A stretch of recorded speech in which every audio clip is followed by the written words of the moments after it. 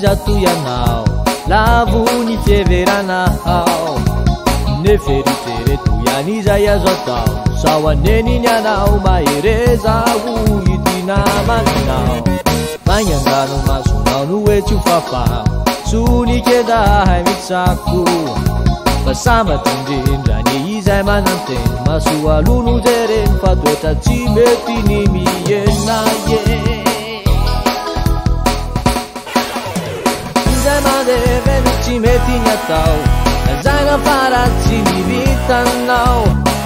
Ampio ny tenanao, fa zany ondrika toy zao.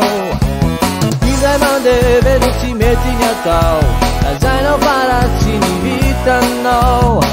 Ampio ny tenanao, ny ampitso any tsy ho fantatrao.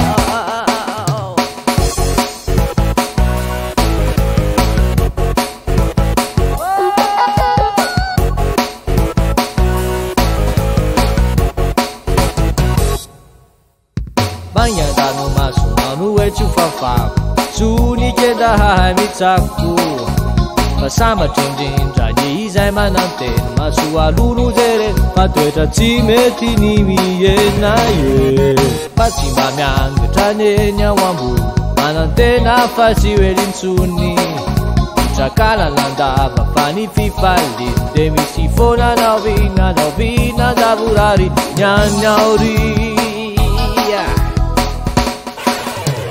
Izay mandeveny tsy mety ny atao, azaina faratsy ny vitanao. Ampio ny tenanao, fa zany ondrika toy zao. Izay mandeveny tsy mety ny atao, azaina faratsy ny vitanao.